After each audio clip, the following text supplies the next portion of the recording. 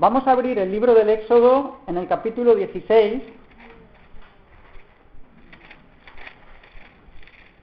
Y antes de leeros en él algunas porciones, pues no lo vamos a leer entero, que sería lo ideal, pero pues antes de ponernos a leer en él, nos vamos a ubicar.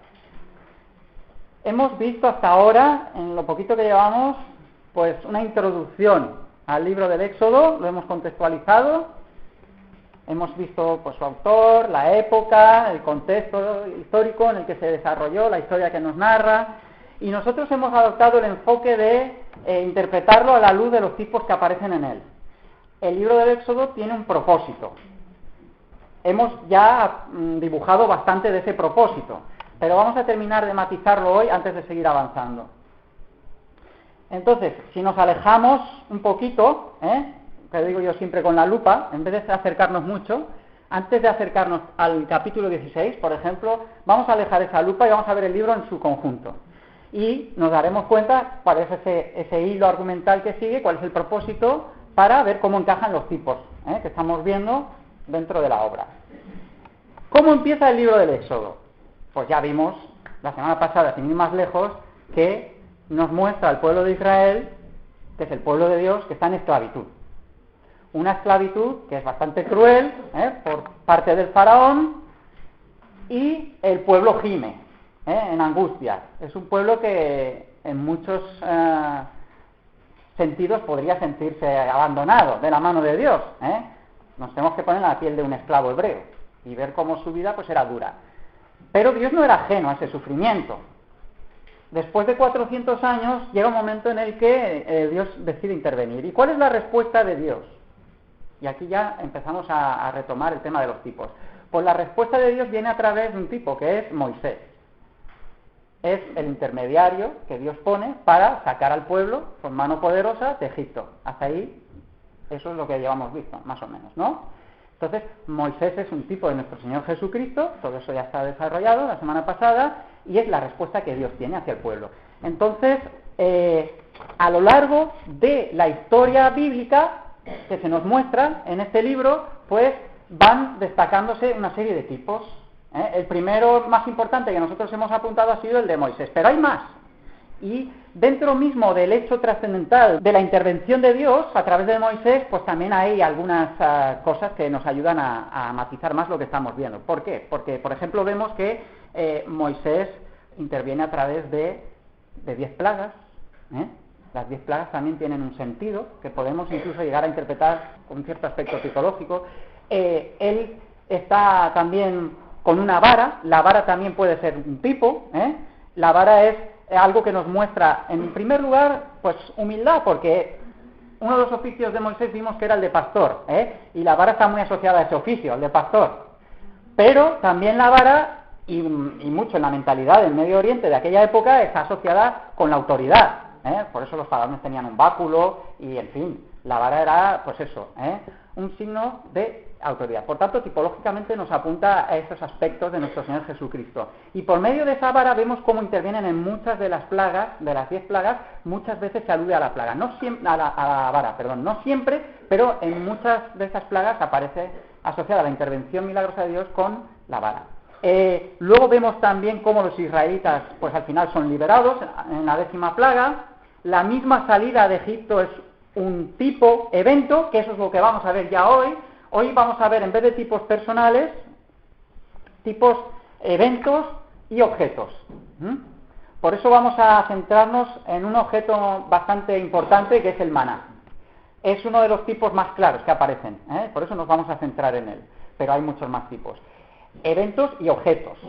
Y muchas veces están relacionados, no hay tipos puros, porque el mismo maná, que es un tipo objeto, porque es un objeto el maná que se podía tocar, palpar, comer, bueno, pues está asociado a un evento que es el descenso del maná y todo lo que acaecía en torno a la figura del maná. Entonces, cuando hablamos de tipos personales, tipos eventos, tipos festividades, nosotros lo hacemos para nosotros movernos con comodidad y hacer una cierta estructura mental en nuestro estudio. Pero acordaos luego a la hora de aplicarlo que eso nunca son compartimentos estancos, están relacionados. Entonces, La misma salida de los israelitas de Egipto es un evento, esa es la salida, que viene marcada en su momento culminante con el paso del Mar Rojo, otro tipo. Después seguimos viendo una visión general del libro del Éxodo a través de los tipos, pues nos encontramos con que, después, en ese momento mismo de la salida, viene la nube de gloria, ese es otro tipo, que también podemos aplicar más concretamente a una teofanía, es una manifestación de Dios, porque la nube se identifica con la gloria misma de Dios, visitando y guiando y protegiendo al pueblo. Pues ahí aparece la nube de gloria, que es nube de día, columna de fuego por la noche, eso también lo podemos interpretar en cierto sentido como un tipo.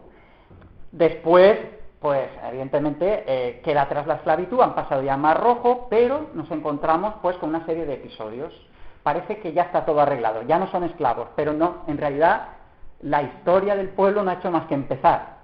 Nuestra historia en cierto sentido no ha hecho más que empezar, porque el mismo pueblo tipológicamente apunta a nuestra propia experiencia, a nuestra propia vida, como todos sabemos. Entonces, todos los acontecimientos que vive el pueblo narrados históricamente en el Antiguo Testamento los podemos ver aplicados en la Iglesia y en nuestras propias vidas, y por eso nos hablan de una manera tan directa. Entonces, encontramos el episodio del agua amarga de Mara, y ahí el pueblo que había experimentado cómo hay un Dios poderoso que se manifiesta, fijaos, la nube más visible, a veces es que la gente dice, yo es que si no veo a Dios, o si Dios no hace esto, yo no me lo creo. Bueno, pues en ese momento Dios decide intervenir de una manera distinta a como nosotros hemos conocido desde que hemos nacido. Y es a través de manifestaciones directas. Y sin embargo, a pesar de eso, y a pesar de que ellos sabían muy bien que eran esclavos, y ahora han dejado de serlo, y no habían luchado por eso, por conseguirlo, todo lo había hecho Dios.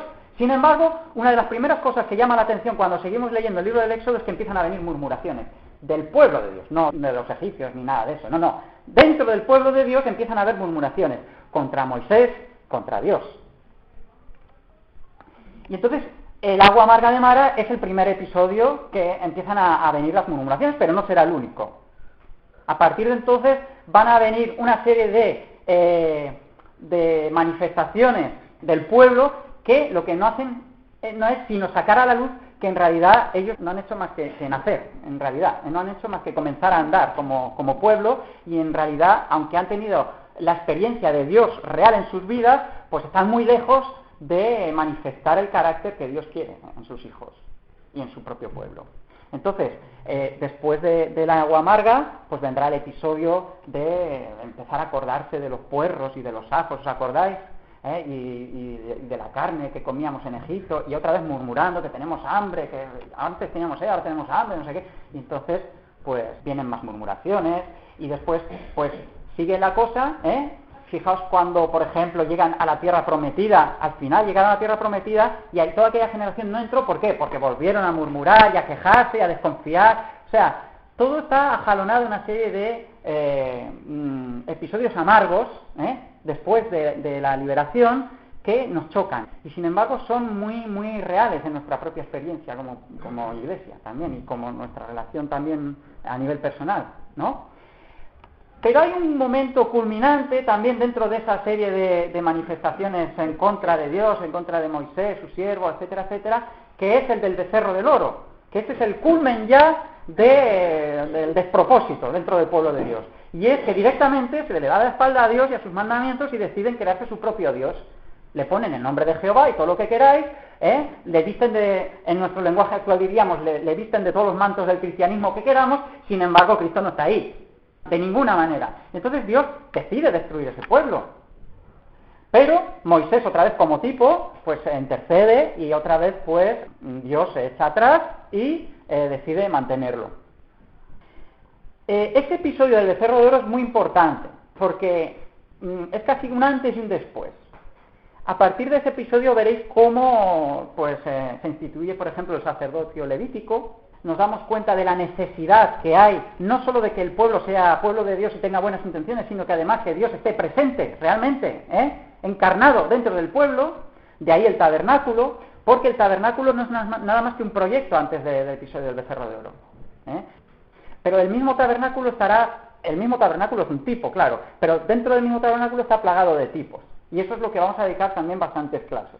con esa visión general del libro del Éxodo, ahora nosotros nos vamos a centrar, ya os lo he narrado muy rápidamente, pero ahora nos vamos a centrar nada más que en tipos objetos y en tipos eventos. Ya hemos apuntado algunos, aunque no he dicho todos, he apuntado algunos eventos, el paso del Mar Rojo, la liberación, la esclavitud, todo eso. Pero en cuanto a objetos, aparte del maná, pues tenemos, por ejemplo, la roca, que luego el libro del Números nos va a hablar de otra roca, Una es la de Oreb y otra es la que hay al final de las jornadas, cuando están a punto de entrar en la tierra prometida. Es la de Cádiz, Son dos rocas, aunque parece que esté hablando casi del mismo episodio. Hay una diferencia fundamental y en la última es donde Moisés falla, Es donde Dios va a tener que juzgar a Moisés y castigarlo con no entrar en la tierra prometida, por golpear 2 veces aquella roca, ¿os acordáis, no?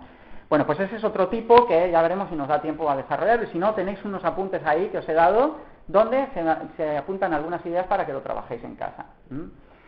Y, en fin, para no alargarlo mucho, pues está la misma ley dentro del libro del Éxodo. La ley es también, nos dice el Nuevo Testamento, que es un ayo que nos dirige a Cristo. Entonces, tiene una función también tipológica en ese sentido. Aunque yo siempre subrayo en cierto sentido que la ley es tan ley que casi no pensamos en ella como tipo, sino como ley. Tiene entidad en sí propia. Pero bueno, siendo muy rigoristas, podemos interpretar la propia ley como tipo, y hay base en el Nuevo Testamento para interpretarlo de esa manera. Porque a fin de cuentas la ley no tiene fin en sí misma, sino que es algo que sirve de hecho, sirve para llevarnos a Cristo, para que nos demos cuenta de la necesidad de Cristo. También eso es lo que hace el tabernáculo. El tabernáculo tiene la función de manifestar la presencia de Dios, porque sin el tabernáculo ya se demuestra que el pueblo, por muy de Dios que se crea, se hace sus becerros de oro y falla. Entonces el tipo está ahí presente para recordar y para manifestar la presencia de Dios dentro del pueblo. Y de ahí la importancia del tabernáculo, que es uno de los tipos más importantes que hay en todo el Antiguo Testamento. Bueno, entonces, vista ya a grosso modo toda esta introducción, un poco amplia, pero que nos sirve, pues vamos ahora a adentrarnos en la tipología de objetos y en la tipología de eventos, porque cuando hablamos, por ejemplo, del maná, pues está relacionado el objeto del maná con los eventos que como os he dicho, que acontecen. Ahora sí, ahora vamos a ir al capítulo 16 y os voy a leer unos pocos versículos. Y me gustaría que estuviésemos atentos para que recuperemos, cada uno a nivel personal, aquello que nos evoca o que nos evocó cuando lo leímos por primera vez. Yo siempre trato de haceros hacer ese ejercicio. Yo siempre trato de que hagamos ese ejercicio. Intentar recordar qué es lo que nos mostró por primera vez para renovar pues aquello que nos aportó. Y para ahora, a partir de ahí, intentar profundizar un poco más. Partió luego de Elim toda la congregación de los hijos de Israel, y vino al desierto de Sin, que está entre Elim y Sinaí, a los 15 días del segundo mes después que salieron de la tierra de Egipto. Bueno, aquí me voy a detener un poquito. Se ha molestado en decirnos las ubicaciones geográficas, y esto también es interesante a la luz de lo que yo os acabo de compartir, y es el hecho de que partió de Elim. ¿Qué pasa con Elim? ¿Qué es lo que vivió el pueblo en Elim? Pues Elim es un lugar que le siguió al episodio del agua amarga de Mara, donde allí murmuró y todo eso. Bueno, pues Dios en ese momento, la respuesta, a grosso modo, fue llevarles casi a un paraíso. Elim era el sitio donde estaban todas aquellas fuentes y donde el pueblo estaba muy bien. Pero, claro, llegan las bendiciones de Dios, pero llega un momento en el que el pueblo se tiene que levantar y continuar. Porque no está llamado a quedarse en este mundo, en ese sitio, ¿no? Tiene que levantarse y peregrinar y vivir sus luchas todavía y tener sus maduraciones que veremos a lo largo de su propia historia. Entonces, sale de Elim, que es aquel sitio paradisíaco, y ahora se encuentra otra vez en pruebas. En vez de recordar la experiencia de Elim, para que veamos la corta memoria que tenemos, pues empieza a murmurar otra vez. Ya se les ha acabado la sombra, el agua y el bienestar de Elim. Y ahora otra vez, pues Dios nos ha abandonado. Y entonces tenemos hambre. ¿Y qué pasa? Que Dios ya no se acuerda de nosotros. Ahora es que Dios se le ha acabado todos los recursos allí en Elim. Entonces, ¿qué pasa con este Moisés que nos ha sacado para morir? Y así empieza la cosa otra vez. Y ese es el contexto en el que se enmarca la siguiente respuesta que va a tener Dios, que no va a ser llevarles a otro paraíso. Ahora la respuesta va a cambiar, ¿eh? La estrategia divina podemos ver que tiene otro enfoque. ¿Cuál es esa respuesta divina a las murmuraciones renovadas del pueblo de Dios? ¿Cuál es esa respuesta? Pues es el maná. El maná es la respuesta de Dios a un pueblo que murmura y que se queja. ¿Y en qué sentido el maná es una respuesta de parte de Dios? Pues eso es lo que vamos a tratar de entre todos intentar pues averiguarlo, ¿eh? ¿En qué sentido es una respuesta de parte de Dios? ¿Qué aporta que no aportara la solución de Elim, o qué aporta que no aportase otro medio que Dios podría haber elegido para dar respuesta al pueblo? Bueno, versículo 2. Y toda la congregación de los hijos de Israel murmuró contra Moisés y Aarón en el desierto. Y les decían los hijos de Israel: ojalá hubiéramos muerto por mano de Jehová en la tierra de Egipto, cuando nos sentábamos en las ollas de carne, cuando comíamos pan hasta saciarnos, porque nos habéis sacado a este desierto para matar de hambre a toda esta multitud. Y Jehová dijo a Moisés: he aquí yo haré llover pan del cielo, y el pueblo saldrá y recogerá diariamente la porción de un día, para que yo lo pruebe si anda en mi ley o no. Mas en el sexto día prepararán para guardar el doble de lo que suelen recoger cada día. Hasta ahí. Ahora vamos a saltar, más o menos conocéis todo el pasaje, ¿no? Entonces, para tener más fresco aún, vamos a saltar y vamos a leer a partir del versículo 15. En medio se nos ha narrado también el episodio de las codornices, etcétera, etcétera, pero ahora pasamos al 15. Y viéndolo los hijos de Israel, se dijeron unos a otros: ¿qué es esto? Porque no sabían qué era. Entonces Moisés les dijo: es el pan que Jehová os da para comer. Esto es lo que Jehová ha mandado: recoged de él cada uno según lo que pudiere comer, un gomer por cabeza, conforme al número de vuestras personas. Tomaréis cada uno para los que están en su tienda. Y los hijos de Israel lo hicieron así. Y escogieron unos más, otros menos, y lo medían por gomer. Y no sobró al que había recogido mucho, ni faltó al que había recogido poco. Cada uno recogió conforme a lo que había de comer. Y les dijo Moisés: ninguno deje nada de ello para mañana. Mas ellos no obedecieron a Moisés. Tórnali, ya vuelve la cosa otra vez a pintar mal. Mas algunos de ellos no obedecieron a Moisés, sino que algunos dejaron de ello para otro día, y crió gusanos, y hirvió, y se enojó contra ellos Moisés. Y lo recogían cada mañana, cada uno según lo que había de comer. Y luego que el sol calentaba, se derretía. En el sexto día recogieron doble porción de comida, 2 gomeres para cada uno. Y todos los príncipes de la congregación vinieron y se lo hicieron saber a Moisés. Y él les dijo: esto es lo que ha dicho Jehová: mañana es el santo día de reposo, el reposo consagrado a Jehová. Y lo que habéis de cocer, cocedlo hoy. Y lo que habéis de cocinar, cocinadlo. Y todo lo que os sobrare, guardadlo para mañana. Y ellos lo guardaron hasta la mañana, según lo que Moisés había mandado, y no se agusanó ni herió.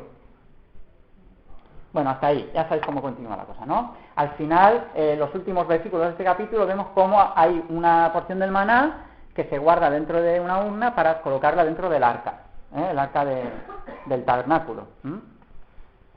Bien, pero con lo que hemos leído es suficiente para apuntalar un poquito y para refrescar lo que nosotros ya sabíamos del maná, ¿no? Ahora, vamos a tratar de analizar este tipo del maná en 3 puntos, básicamente, para no perdernos. El primero es preguntarnos acerca de la naturaleza de este tipo o acerca de la propia definición o lo que es el maná. Y en parte, pues esto puede que nos ayude a entender por qué es una respuesta de parte de Dios a un pueblo que murmura, a un pueblo que se queja de que tiene hambre, que se queja que Dios le ha abandonado, que es un Dios lejano o que se olvida de ellos. Entonces, el primer punto que vamos a ver aquí, y que además está abordado en el texto, si habéis estado muy atentos, ya lo ha abordado el texto, es ¿qué es el maná? Y en primer lugar, para introducir esta cuestión, primero tenemos que responder a la cuestión de ¿por qué es tipo de Cristo? ¿No? Porque si estamos hablando de que el maná es tipo, tenemos que saber de qué. Y sabemos que es tipo de Cristo, pero la cuestión es ¿por qué? ¿Porque suena bien decir que el maná es tipo de Cristo o porque hay base para entender que el maná es tipo de Cristo? ¿En qué aspectos apunta la persona de nuestro Señor Jesucristo? Eso es lo que nosotros tenemos que intentar entender. Y otra cosa que tenemos que preguntar es si solo es tipo de Cristo. Porque puede ser que no sea solo tipo de Cristo, como de hecho no lo es. De hecho es también tipo de la palabra de Dios. Eso también lo sabemos, ¿no? es tipo de la propia Biblia, de la propia palabra de Dios. Entonces, lo cual está muy relacionado, porque la propia palabra de Dios encarnada es Cristo mismo. Entonces está todo muy enlazado, ¿no? ¿Pero por qué? ¿Dónde hay base bíblica para entender que eso es así? Vamos a buscar algunas citas. Mateo 4:4. Este es uno de esos tipos en los cuales la Biblia no nos deja mucho margen para que nos vayamos por los cerros de Úbeda, porque la propia Biblia interpreta que es tipo, y efectivamente es tipo de nuestro Señor Jesucristo y es tipo de la palabra de Dios. Ya os apunté la idea de que hay tipos que nosotros tenemos que intuir, que deducir, pero hay otros que están claramente especificados como tipo en las Escrituras, y este es uno de ellos. Al igual que vimos Moisés, pues el maná también se nos dice de qué es tipo. Mateo 4:4. Otro que busque, Juan... Él respondió y dijo, bueno, está escrito está, no solo de pan vivirá el hombre, sino de toda palabra que sale de la boca de Dios. Vale, este es un versículo interesante porque ya nos está apuntando la idea de que, a pesar de que el pueblo en el Éxodo tenía hambre y necesitaba pan, y Dios se lo da, en realidad Dios está ya uniendo la idea de que este pan, que es necesario, no dice no le hace falta, dice no solo de pan, o sea que el pan también, pero no solo de pan vivirá el hombre. Es lo que nos está diciendo nuestro Señor Jesucristo. Quiere decir, os voy a unir la figura del pan físico, con otra figura que además es superior, que viene expresado a través de la palabra que nos muestra la voluntad de Dios, sino de toda la palabra de Dios, ¿vale? Entonces, el pan y la palabra de Dios ya aparecen asociados aquí, ya lo diré, en este versículo. Juan 4:32. Aquí también es nuestro Señor Jesucristo el que habla. Entonces los discípulos decían unos a otros, ¿le habrá traído alguien de comer? Juan 4:32. ¿Es eso? Él le dijo, yo tengo una comida que comer que vosotros no sabéis. Exacto, esa es la que me interesaba. Que te has quedado a mitad. Yo tengo una comida que comer que vosotros no sabéis. Otra vez hay un pasaje aquí donde se relaciona el pan físico, que es aquel en que pensaban los discípulos, y en lo que pensaba realmente nuestro Señor, cuando hablaba de la figura del pan. Yo tengo un pan que comer, y sin embargo no está pensando en el pan, el que compramos en la panadería, que es en el que estaban pensando los discípulos. Este pan es otro superior, es hacer la voluntad de Dios expresada en su palabra. Evidentemente otra vez tenemos un versículo que podemos unir al anterior y va dando cuerpo y forma a la figura del pan como tipo de la palabra de Dios, o del maná como tipo de la palabra de Dios. Lo vemos, ¿no? Vamos a buscar otra cita más para seguir afianzando y apuntalando esta idea bíblica. Romanos 7:22. Ahora nos salimos de los evangelios y nos vamos ya a las epístolas. Porque según el hombre de Dios, determinó en la ley de Dios. En la ley de Dios, vale. La ley de Dios, evidentemente todos sabemos muy bien que la ley de Dios está asociada a la palabra, ¿no? La ley de Dios es la palabra de Dios dada a los hombres, ¿no? La voluntad de Dios. Bueno, y bueno, por no multiplicar las citas podríamos volver a los evangelios. Por ejemplo, en Juan 1, versículo 1, nada más empezar el evangelio, ahí se nos habla como el Logos, que es la palabra de Dios encarnada. Esta cita es muy interesante porque ya no solo sabemos que el maná, el pan, está asociado a la palabra de Dios, sino que aquí Juan, nada más empezar su evangelio, ya nos está diciendo que esta palabra de Dios está cobrando forma y se encarna en la figura de nuestro Señor Jesucristo. Bueno, ya que lo quiere leer. No. Sí, léelo, si no. Vale, el verbo es en el original logos, ¿vale?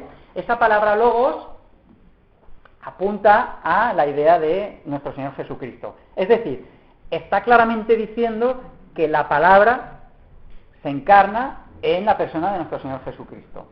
La palabra que es el proyecto de Dios, es decir, lo que Él expresa, y lo hace encarnándose en un ser humano, que es nuestro Señor Jesucristo. Así es que es muy sencillito ahora. Nosotros no tenemos más que unir la figura del maná con la palabra, con nuestro Señor, que es la palabra encarnada. Luego, el maná apunta como tipo de ambos conceptos, de la palabra de Dios y de nuestro Señor Jesucristo. Además, por si a alguno todavía no se ha quedado clara la cosa, nuestro propio Señor Jesucristo lo dijo de esa manera. Como es tan importante, la Biblia a veces quiere dejar las cosas bien marcadas. Y el Señor Jesucristo hubo un día que se levantó delante de la gente y le dijo, yo soy el maná, yo soy el pan de vida, acercaos a mí. El que coma del pan que yo le daré no pasará hambre nunca. Os suena, no hace falta que busquemos la cita, está en el Evangelio de Juan, la buscáis. Pues ahí está clarísimamente interpretado el maná como tipo de nuestro Señor Jesucristo, ¿vale? Yo creo que no vale la pena que sigamos ahondando en la idea, queda bastante asentada y bastante clara. Y como es algo que ya sabíamos, lo único que hemos hecho ha sido refrescar las bases bíblicas por la cual nuestra clase puede seguir avanzando. Bien, pues ya hemos visto de lo que es tipo. Ahora, vamos a recuperar en el libro del Éxodo la figura física del maná, aquel rocío que descendía y que se solidificaba y que luego se podía comer. ¿Qué es exactamente el maná? A nosotros no nos ha llegado, no sabemos muy bien, o sea, sí sabemos a qué sabía porque nos lo dice la palabra, pero no lo hemos en persona probado.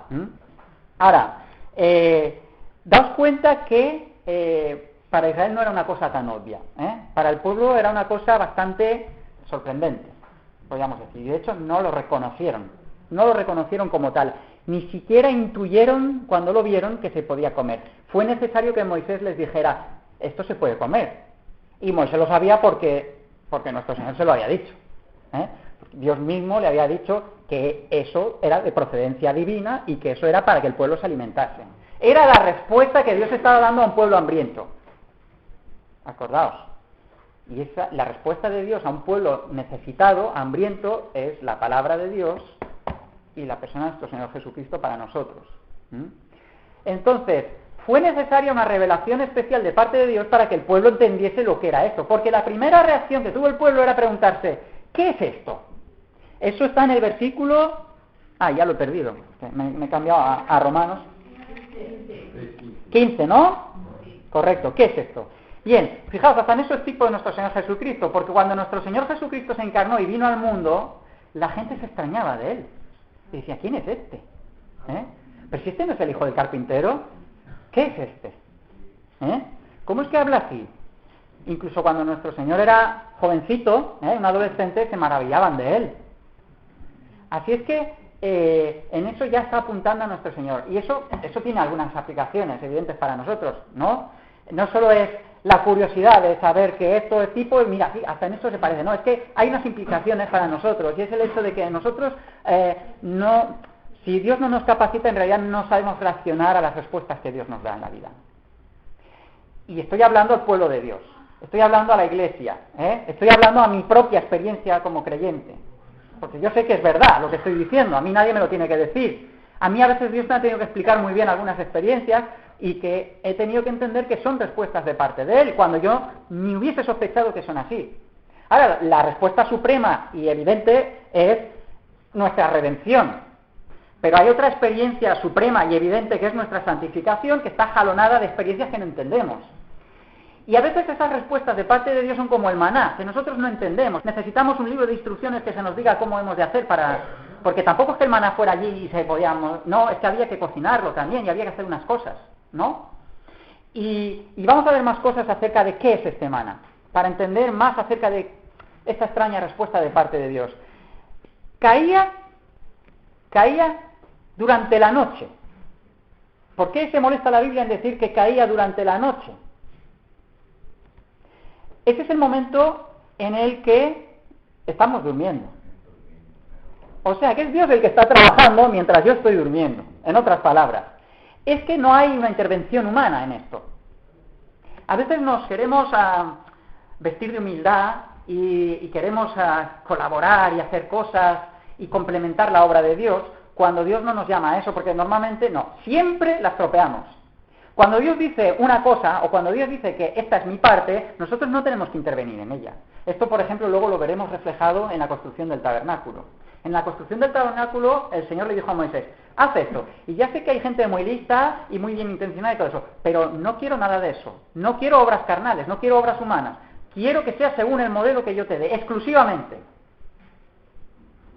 El maná era una obra de parte de Dios. Y el hombre no hace nada, no hace absolutamente nada para que luego pudiera tener ese maná en su mano.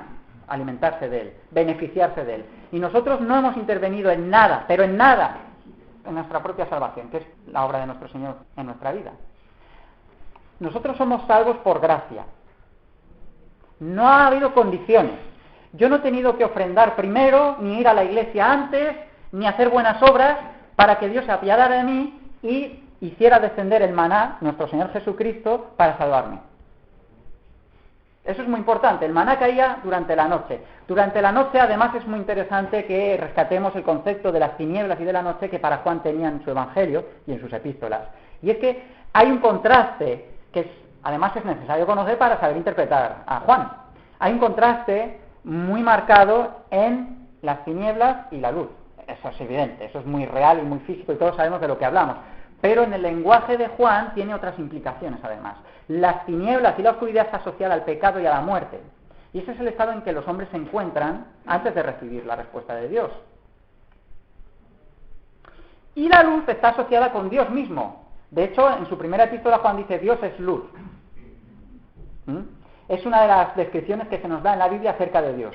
Dios es amor, Jesucristo es Dios, pero también nos dice que Dios es luz. Luego, no hay nada más opuesto entre la oscuridad y la luz de la mañana. Y cuando el maná desciende, es Dios interviniendo en las tinieblas, es Dios que está trabajando sin que el hombre lo sepa y sin que el hombre intervenga para luego poder recibir el beneficio de su obra. Esto también apunta de manera tipológica a la palabra de Dios y a nuestro Señor Jesucristo, porque la propia palabra de Dios a veces nosotros tampoco entendemos cómo opera. Y hay días que yo leo la Biblia y digo, uy, pues si hoy no me ha aportado nada, yo esto ya lo sé, y la gente pues a veces se aburre con eso y deja de leer la Biblia, y sin embargo la Biblia, siempre que la leemos, aunque no lo sepamos, siempre está obrando en nosotros, siempre nos está edificando, siempre está preparándonos, siempre está trabajando en la obra, si somos creyentes ya, en la obra de santificación. Y si no somos creyentes, sabemos que cuando hemos leído la Biblia nos ha preparado para recibir al Señor. O sea que la Biblia siempre trabaja también. Y de hecho el Señor lo dice así, mi palabra nunca volverá a mí vacía. Pero es que a nosotros a veces sí que nos da la sensación, a veces salimos de los cultos o de nuestros devocionales en casa pensando que el Señor no nos ha dicho nada. Y eso no es así. Porque Dios siempre trabaja aunque nosotros no lo sepamos. En las mismas clases de la escuela dominical también ocurre. Y no es ningún maestro ni nada. Es que si tú estás receptivo, Dios va a poder trabajar contigo. Y eso es así. Eso nos lo descubre, por ejemplo, el maná, que descendía durante la noche. Además, nuestro Señor Jesucristo también lo dice en el Evangelio de Juan. Él vino a las tinieblas y los hombres amaron más las tinieblas que la luz, ¿no? Por eso son condenados. Excepto aquellos que aceptan esta luz y son sacados de las tinieblas. Por supuesto, ya hemos visto que era un don de Dios, igual que nuestro Señor Jesucristo, y la propia palabra, la Biblia, es un don, es un regalo de parte de Dios, y así lo tenemos que valorar siempre. Y es de origen celestial, igual que nuestro Señor Jesucristo. Juan 6, por ejemplo, 31. Bueno, y podemos leer hasta el 33 incluso. Nuestros padres comieron el maná en el desierto, como está escrito, pan del cielo les dio a comer. Y Jesús les dijo, de cierto os digo, no os dio Moisés el pan del cielo, mas mi Padre os dará el verdadero pan del cielo. Bueno, esas... sí, perdón, sigue. Porque el pan de Dios es aquel que descendió del cielo y da la vida al mundo. Les dijeron, Señor, danos siempre de este pan. Jesús les dijo, yo soy el pan de vida. El que a mí viene nunca tendrá hambre, y el que en mí cree no tendrá sed jamás. Es que lo explica también, que no sé qué más se le puede añadir, ¿no? Yo creo que es evidente. Nos está hablando de que es una obra de gracia, es un regalo del cielo, y que el que recibe, pues ya no volverá a tener hambre, porque Él es el pan, ¿vale? Bien, fue enviado al pueblo de Dios en el desierto. Éxodo 16, 32. Estamos en el capítulo que acabamos de leer. Y dijo Moisés, esto es lo que Jehová ha mandado. Llenad un gómez de él y guardadlo para vuestros descendientes, a fin de que vean el pan que yo os di a comer en el desierto, cuando yo os saqué de la tierra de Egipto. Así es que fue dado en el desierto y hay una serie de instrucciones además. O sea, no se puede uno acercar libremente y como quiera, que es lo que normalmente la gente hace con la Biblia. Cada uno interpreta lo que quiere porque lo hace de esa manera. Pero Dios da sus instrucciones y además hay otra parte en la que se nos dice que es necesario una serie de requisitos, podríamos decir, para que ese pan nos aproveche. Porque una cosa es que el Señor Jesucristo haya venido al mundo y otra cosa es que vaya a salvar a todo el mundo. Ya nos dice la propia palabra, Juan mismo, que el sacrificio de nuestro Señor es suficiente para perdonar todos los pecados del mundo. Pero no es lo que va a hacer, evidentemente. Porque no todo el mundo va a ser salvo. De hecho, la mayoría no van a ser salvos. Y cuando el tiempo de nuestro Señor Jesucristo, en su ministerio terrenal, sabemos que hubo mucha gente que le siguió, pero muchísima también luego le dejó y le abandonó. Y tanto en el Antiguo como en el Nuevo Testamento vemos que el pueblo de Dios siempre consiste en un remanente pequeño.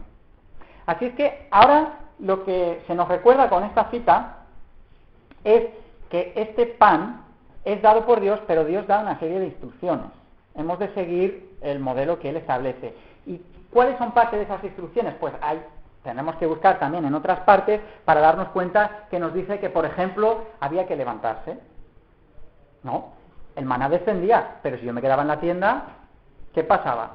Pues que al cabo de un ratito, yo cuando salía, ya estaba el sol ahí arriba y se había derretido, ya no estaba, ya no aprovechaba. ¿Había descendido el maná? Sí. ¿Dios había respondido? Sí. Pero el que se había quedado durmiendo no lo había aprovechado, tenía que levantarse, ¿no?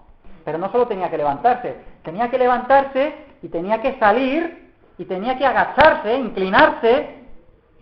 Es muy sugerente, la postura. Inclinarse, recogerlo, además recogerlo con una serie de instrucciones. No cojas más de lo que puedes tomar, porque no te va a aprovechar. Estos que se atracan de Biblia, y venga Biblia, ahora ya me he leído la Biblia y no sé qué, y qué, ¿qué te ha aportado? Pues no vas a poder aprovechar, porque eso había que digerirlo, había que comerlo, había que asimilarlo. Y entonces, eso de coger una temporada y atiborrarme a conferencias, a Biblia, y no sé qué, y luego decir, ya me he leído la Biblia, cuando oigáis a una persona decir, yo ya me he leído la Biblia, orad por esa persona. No puedo decir otra cosa, porque evidentemente no conoce el pan de Dios. Porque el pan de Dios hay que tomar la porción cada día, y la porción necesaria, oportuna, conveniente. Y además, una vez cogida esa porción, no terminaba ahí la cosa. Había que cocinarlo, había que amasarlo. Había una receta para el maná que Dios da creo que es en el libro de Números, no sé si la tengo apuntada por ahí, que es bastante curiosa. A ver si la encuentro. Números 11, versículo 8. El pueblo se esparcía y lo recogía, y lo molía en molinos, o lo majaba en morteros, y lo cocía en caldera, o hacía de él tortas. Su sabor era como el sabor de aceite nuevo. Sí, sigue, es interesante, sabor. Y cuando descendía el rocío sobre el campamento de noche, el maná descendía sobre él. Y oyó Moisés al pueblo que lloraba por su familia, cada uno a la puerta de su tienda, y la ira de Jehová se descendió de la manera, también le pareció mal a Moisés. Vale, está ahí. Si ya sabemos cómo continúa más o menos. Pero me interesa que leas ahí porque eso nos está aportando más datos. Fijaos, lo primero que ha dicho es, hay una receta, o sea, hay unas instrucciones de parte de Dios. También nos habla del sabor, que es dulce. También los salmos nos hablan de que la palabra de Dios es dulce, como la miel, ¿no? Igual que el maná, también es tipo. Y hay otra cosa interesante y es que caía como rocío, pero no tocaba la tierra el maná. No tocaba la tierra, ¿por qué? Porque en el Génesis la tierra ha sido maldecida por causa del pecado. Y el maná no se contamina con el pecado. Es como nuestro Señor Jesucristo. Él se encarnó, pero Él no conoció pecado. Él era perfecto, en todos los sentidos. En eso también el maná apunta a nuestro Señor Jesucristo. Y por supuesto la palabra de Dios.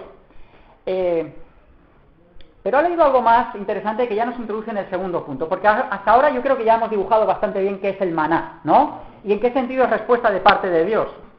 Y cómo apunta de manera tipológica. Pero hay algo que, por eso te he dicho que continúes leyendo, que nos introduce en la siguiente cuestión que podemos abordar en cuanto al maná. Y es, ¿para qué? ¿Para qué Dios da el maná? ¿Para qué da este tipo de respuesta? ¿En qué sentido tiene propósito el maná? Para el pueblo. También el capítulo 16 del Éxodo ha abordado esa cuestión. Casi el versículo central en el que estamos en la clase de hoy podemos decir que es el versículo 4 y el 5, porque ahí están prácticamente los 3 puntos que estamos viendo. Que es el maná, para qué es el maná, y el siguiente que vamos a ver es qué implica el maná para nosotros, para el pueblo en ese caso, en el caso del libro del Éxodo. Pero ahora estamos en el segundo, que es ¿para qué? Y el versículo 4 nos dice que era para probar al pueblo. Es curioso, porque ¿en qué sentido prueba el maná al pueblo de Dios? Habría muchas formas de probar al pueblo, ¿no? Y además, ¿qué necesidad tenía Dios de saber si él ya sabía cómo era el pueblo? O sea, que aunque se nos dice que el propósito del maná, ahí está dicho en el versículo 4, era para probar al pueblo, Dios mismo lo dice, y recogerá diariamente la porción de un día, para que yo lo pruebe si anda en mi ley o no. Pero en realidad Dios ya lo sabía. Entonces, este propósito casi está más conducido a hacer consciente al pueblo de su estado espiritual antes que informar a Dios de nada. ¿Estáis de acuerdo, no? Entonces, el maná sirve para probarme. Ahora, fijaos, este maná está asociado al evento de salir a recoger el maná y la porción de cada día. Unido es lo que apunta a si el pueblo está mostrándose fiel o no. ¿Por qué? Porque se nos muestran casos de infidelidades. Había gente, bueno, supongo, no nos lo dice el texto, pero yo me imagino, que habría gente que ni saldría, ¿no? Pero habrían otros que salen, y eso sí que se nos dicen, y cogen más de la cuenta. No están siendo fieles. ¿Por qué están cogiendo más de la cuenta? Esa es la pregunta. ¿Por qué eran avariciosos? Esa es la única respuesta. Esa es la respuesta. Eran avariciosos, pero la avaricia no es ni más ni menos el fruto de la inseguridad o la desconfianza hacia Dios de que mañana Dios me va a volver a dar. Ahí está la prueba. Entonces Dios prueba al pueblo a través de su propia palabra. Ahora yo me pregunto si todos los días nosotros cogemos la porción de la palabra de Dios, que nosotros podemos asimilar, o hay días que nos atiborramos y así el resto de la semana ya puedo ir tranquilo. Esto es muy típico en el pueblo de Dios, porque hay gente que viene los domingos a la iglesia, se atiborra en la iglesia y el resto de la semana ya, chimpum catipum, hasta la semana que viene. Y algunos solo en eventualidades, bautismos, bodas y no sé qué. ¿No? Entonces Dios está probando también a la iglesia en ese sentido, en mi propio devocional. Si hay días que no tengo tiempo, vamos, todos los días las mismas horas, pero hay días que no tengo tiempo, pues toma la porción que tú puedas asimilar. 3 versículos. 3 versículos no tienes tiempo. Hay que ser dosificados y saber que estamos hablando de algo que nos alimenta más que la propia comida. Hay una cosa que a mí me llama mucho la atención, es el hecho de saber que uno se muere antes de no dormir, por ejemplo, que de no comer. Si no dormimos, nos morimos antes. Podemos aguantar más tiempo sin comer y sin beber. Bueno, pero para Dios no, evidentemente para nosotros, Él nos dice que hay algo más importante que la comida y es su comida. Más importante que el pan, que es Él mismo. Y si es más importante es porque podemos vivir menos sin ese pan que no del maná o del pan normalito, de la panadería, para entendernos. Entonces, la aplicación es clara aquí también en cuanto al tipo de maná, ¿no? Es evidente. ¿Para qué sirve también el probar al pueblo? Pues no solo para hacerlo consciente de su estado de relación con Dios mismo. Estaban aquellos que mostraban efectivamente que no eran fieles a Dios y querían acumular más. ¿Y qué les pasaba cuando acumulaban más? Pues nos dice que hendía, que se agusanaba, que no les aprovechaba, pero no solo pasaba eso, sino que además se desataba la ira de Moisés y por ende debemos entender que la de Dios también. La hemos leído ahora mismo en Números, ¿verdad? Está relacionado. Eso es una ruptura de la comunión. Eso es una ruptura de la comunión con Dios. Hay veces que nos preguntamos, ¿por qué no siento a Dios? Pero es que no tenemos más que ver si nosotros estamos tomando la dosis diaria de su palabra y estamos teniendo relación con Él. Porque si no tenemos relación, es normal que ante eventualidades o pruebas o lo que sea, no sintamos a Dios. A veces, haciendo las cosas bien, no sentimos a Dios, imaginaos. Porque decirme a mí, cuando el Señor Jesucristo está en la cruz y dice, ¿por qué me ha desamparado si el Señor hizo algo malo? Hay veces que Dios tiene que retirarse y dejar que el proceso siga su curso de maduración en nuestras vidas. Es así, de crudo y de difícil de asumir. Pero es que muchas veces no sentimos nada, ¿por qué? Porque sencillamente o amontonamos o sencillamente no amontonamos. A lo mejor también los había que amontonaban, no solo porque desconfiaban de que Dios fuera a dar al día siguiente, a lo mejor creían que iba a dar al día siguiente, pero pensaban que a lo mejor evitaban tener que madurar mañana. ya tengo hoy. Eso nos habla de la pereza también, ¿no? Pero también está probando Dios al pueblo en el sexto día, porque ahí se rompen todos los esquemas, y a veces hacemos a Dios entrar en nuestros propios esquemas, y Dios tiene que ser así, porque yo lo entiendo así. Pero Dios dice, pues no, el sexto día no vas a recoger lo de siempre, vas a recoger el doble, justo lo que te he dicho que no hagas el resto de la semana. Y entonces la idea es, bueno, pues si se me ha gusanado, el sexto día se me va a gusanar otra vez, ¿no? ¿Qué pasaba entonces con el que desconfiaba? Otra vez está probando. ¿Para qué? Para probar. Otra vez estaba demostrando el pueblo, cuando recogía lo de siempre el sexto día, que no confiaba en Dios, o que era poderoso para evitar que se agusanara. Y de hecho el día siguiente iba a pasar hambre. Y hay una cosa curiosa también, que en el Padre Nuestro en la oración dice, no, danos hoy el pan de cada día. De cada día, sí, correcto. Bien, pues ahí está la idea contemplada, también en la oración modelo, efectivamente. Pues otra vez vemos que sirve la figura del tipo del maná para probar al pueblo, tal como nos dice el versículo 4. No hemos hablado, por cierto, de algunas características que hemos leído en el libro de Números del maná. Nos dice que era redondo, y ¿por qué no cuadrado? ¿Por qué no en forma de estrellita? A mí me gusta mucho la sopa de estrellitas, por ejemplo, las estrellitas. Pues no, el maná dice que era redondo. ¿Y por qué nos dice la Biblia eso? ¿Qué importa eso? Bueno, la Sagrada Hostia nos abunda también. Cuando tomamos el Señor en forma de la Sagrada Hostia nos abunda también. Bueno, pero eso no tiene nada que ver ahora con lo que estoy diciendo. A ver, vamos a centrarnos en la historia bíblica. La figura del redondo. Sí, pero la figura del redondo, ¿por qué se molestará la Biblia en decir que es redonda? ¿Tú has preguntado o lo quieres decir? El maná en mi país es como la linaza. Vale, pero mira, no estoy hablando de la Santa Cena ahora, de lo que nosotros partimos aquí, estoy hablando del maná del Antiguo Testamento, del Éxodo, que nos dice que era redondo, ¿vale? Yo sé que en las iglesias, pues claro, al partir el pan toma formas distintas y todo eso, pero no estamos hablando de eso. Estamos hablando de la descripción física del maná histórico. ¿Por qué nos dice que era redondo? Para que tenga una sola forma, qué aburrido. ¿Tú crees? A lo mejor para que lo identificaran cuando lo cogían. Para que no tuviera fisuras. ¿Hacer redondo? Lo que más me gusta hasta ahora es lo de María, No está ni redondo, ni tal ni tal. Vale, fijaos, bien, vale. La idea de la figura redonda es una idea perfecta. El redondo es el círculo es una forma perfecta y además una forma que no tiene ni principio ni fin. Es el alfa y el omega. Es nuestro Señor Jesucristo. También eso tipológicamente está apuntando. Así es que el Señor ya está haciendo, ya está lanzando un mensaje a través del maná de lo que iba a venir después. Porque cuando nosotros después asociáramos al maná con nuestro Señor Jesucristo, entenderemos que nuestro Señor Jesucristo es tal cual nos lo describe el maná, es perfecto. Además, no tiene principio ni fin. Quiere decir que nuestro Señor Jesucristo no es un ser creado, sí que se encarna en un momento puntual e histórico. En este sentido sí que hay un comienzo en él, pero él mismo no tiene principio ni fin. Él es uno con Dios, nos dice.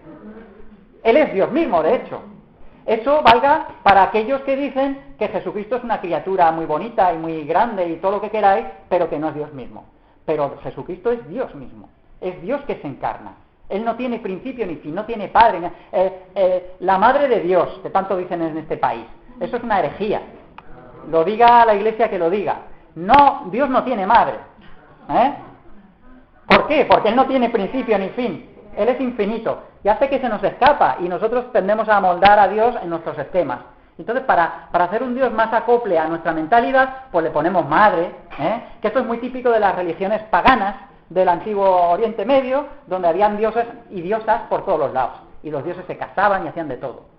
Pero esto es un residuo que ha quedado, y las vírgenes de tantos pueblos que hay aquí, no había una sola virgen, porque hay tantas vírgenes. Bueno, pues las vírgenes no son más que un reducto de las diosas del paganismo infiltradas en el cristianismo. Entonces, el maná es redondo porque está rompiendo con todos estos esquemas. Esa es la idea de que el maná era redondo. Si la Biblia cuando dice algo no es por curiosidad, ni para decir, mira, es redondo porque no era cuadrado, no, tiene un propósito. Pero dice más cosas, ya sabemos que nos dice que era dulce, etcétera, etcétera. Pero nosotros tenemos que avanzar, que si no se nos va la clase. Con todas estas pistas que os estoy dando ya tenéis más base para poder profundizar. Lo que quiero es que entremos ahora en el tercer punto, y último que vamos a ver acerca del maná, y es Bueno, sabiendo lo que es el maná, a qué apunta, la descripción que nos da la Biblia, en qué sentido sirve o cuál es su propósito, que sirve para probar, cómo nos podemos evaluar nosotros a la luz de todo esto, si nosotros leemos la Biblia todos los días, si tal, todo esto ya lo tenemos más o menos claro, pero ¿qué implica, aunque ya lo hemos introducido, qué implica entonces el saber estas cosas acerca de este tipo? Esto es la parte final, la parte de... Bueno, pues en primer lugar implica el hecho de que exige fe, porque si sirve para probarme, pues evidentemente lo que está es poniendo a la luz el tipo de fe que yo tengo y qué tipo de relación mantengo yo con nuestro Señor.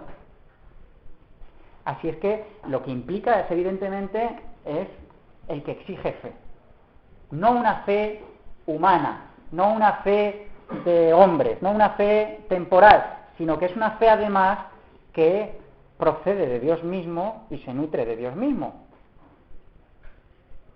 Porque al ser unidos nosotros a ese maná que se nos llama a comer, y ahora sí que estoy pensando en la Santa Cena, pues evidentemente se nos habla de que somos unidos.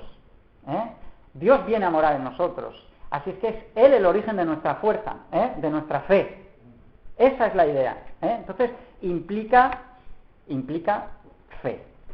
Además, debía ser molido enteramente. Esto nos habla de un progreso. Esto también nos habla de la idea de que el maná implica un proceso de madurez. Ya os he dicho antes que no se llegaba al maná y al suelo a comer. No, eso no ocurría así. Dios decía cómo debía ser. Debía ser molido, hemos leído acerca del molino, debía ser cocido, debía ser, pues eso, tostado, había varias maneras, y luego incluso se utilizaba en algunas ofrendas, en algunas ofrendas votivas, o sea, era una parte de que uno recibía ese maná y a su vez lo ofrecía a Dios.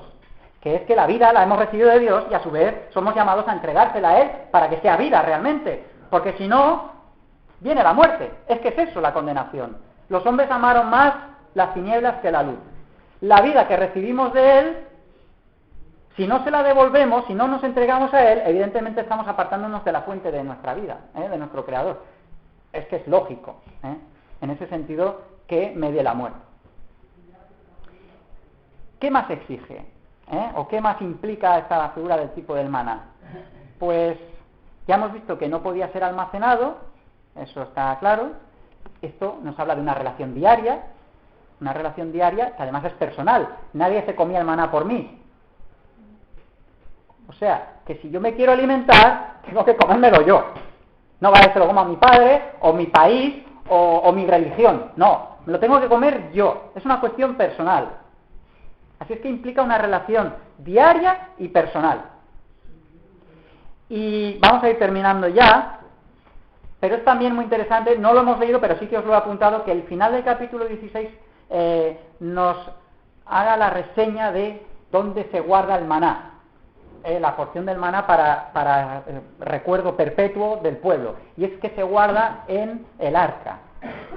¿Y esto por qué es importante? Pues es que es muy importante, porque fijaos, cuando veamos el tema del tabernáculo, veremos que el tabernáculo es apunta como tipo a nuestro Señor Jesucristo, ¿vale?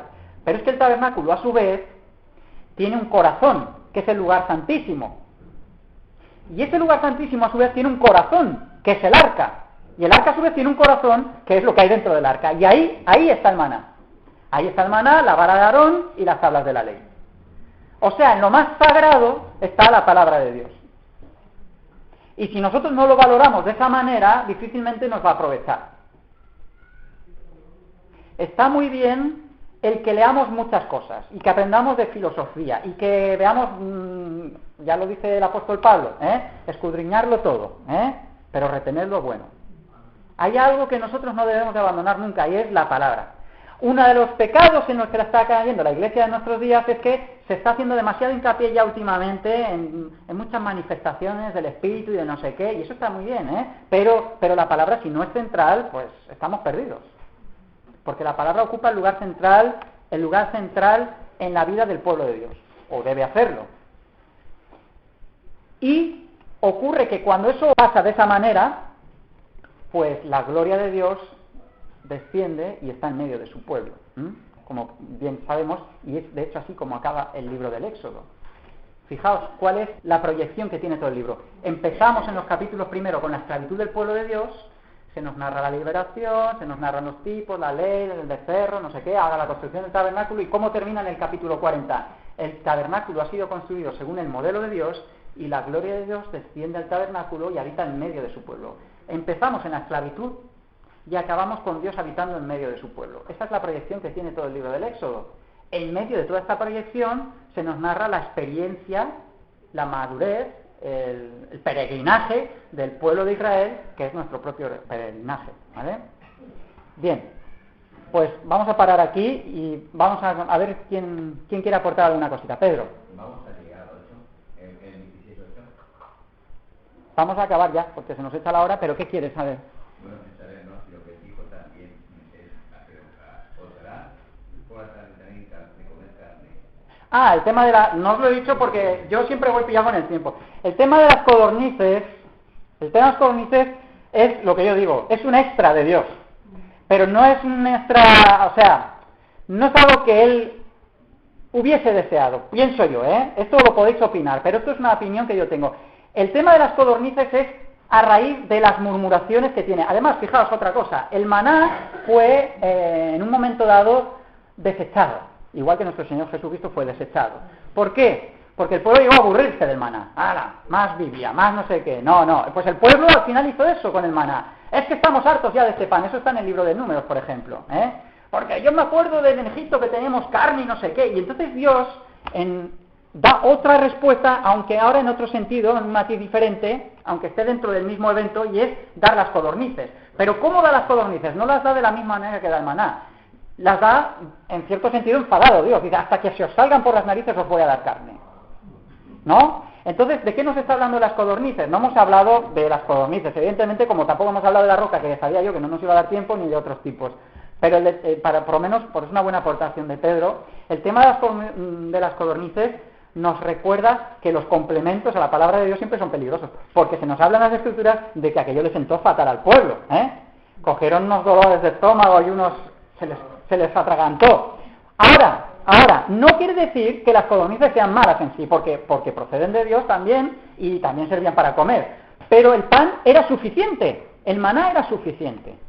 Y entonces, el hecho de que el pueblo ahora sí se lanza con avaricia y con acidez, con glotonería a las codornices, es lo que provoca que luego le sentaran tan mal. Pero la idea es esa, la palabra de Dios es suficiente. No se conformaron, pero...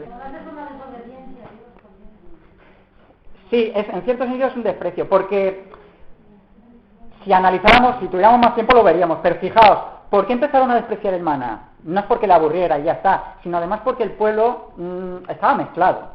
Nos dice en las primeras, en los capítulos que nos empiezan a hablar de las primeras jornadas, o cuando está saliendo de Egipto, que no solo habían hebreos dentro del pueblo, no solo hebreos fueron los que peregrinaron, había mucho pueblo extranjero dentro del pueblo de Dios. Y estos son los que inducieron al resto a desechar el maná. Es que nos acordamos de nuestro país, que teníamos tal, y entonces los demás se contagiaron. Es que las manzanas podrían suelen estropear el cesto, y eso es lo que nos está mostrando aquí las Escrituras.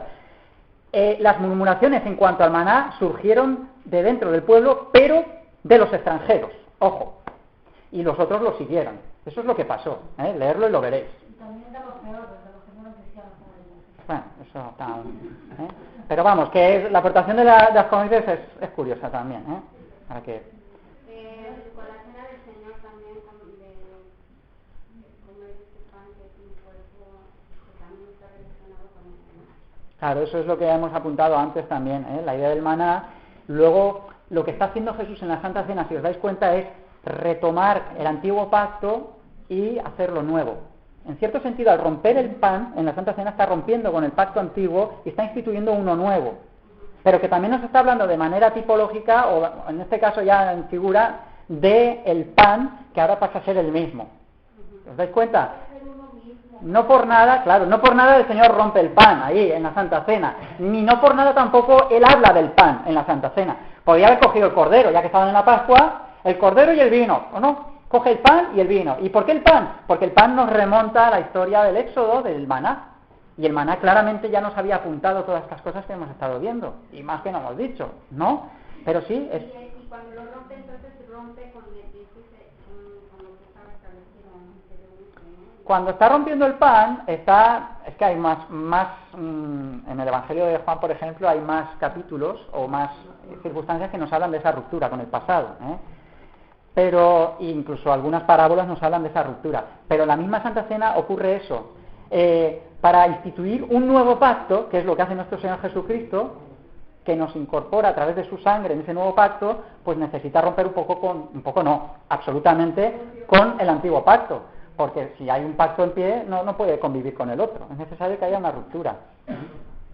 Y además Hebreos, otra vez volvemos al libro de Hebreos, pero es muy difícil hablar del Éxodo sin hablar de Hebreos, habla también de esa idea cuando está recordándonos la necesidad de que medie la muerte, cuando el sumo sacerdote, esto está en los capítulos, creo que es el 10 o el 11 por ahí, nos habla de la necesidad que medie la muerte y que haya una ruptura con el pacto antiguo para que este pacto que es superior, que es el tema de la epístola a los hebreos, pues no se olviden los creyentes hebreos del primer siglo, que se estaban desanimando y queriendo volver al antiguo pacto. Eso es lo que justifica la epístola a los hebreos.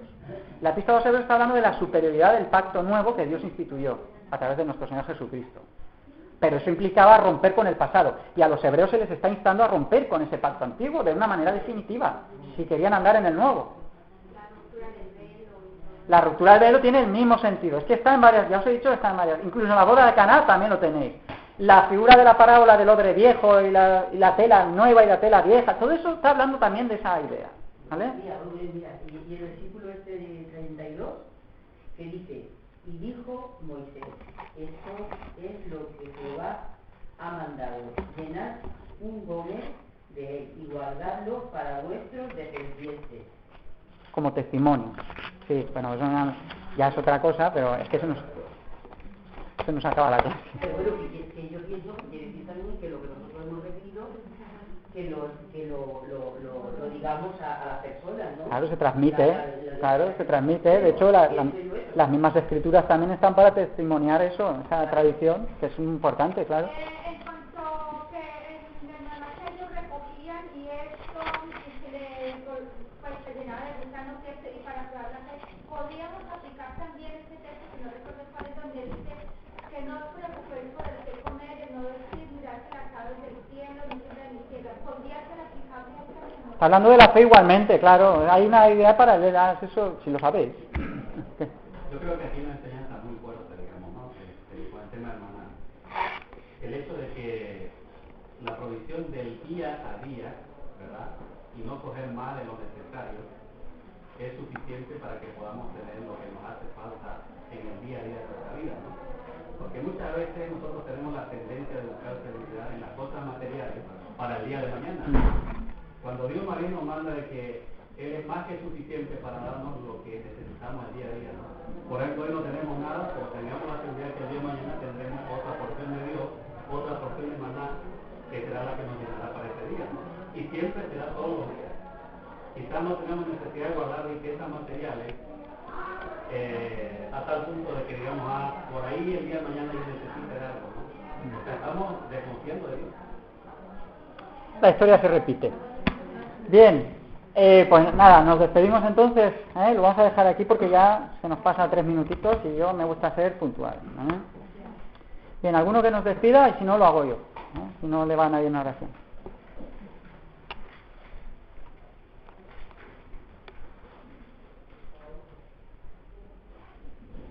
Señor, y todas estas conocidos también gracias, Señor, por esta lectura, Señor, y por esta enseñanza que recibimos cada día, Señor. Te pedimos, Señor, que tú nos ilumines y nos envíes, Señor, en lo que tenemos que hacer, Señor, y lo que tenemos que pensar, Señor, en las cosas. Porque a veces pensamos cosas y leemos cosas que creemos que no nos hace, Señor. Pero tú lo sabes todo. Te pedimos que tú nos guíes y nos ilumines. Gracias en el nombre de Jesús. Amén.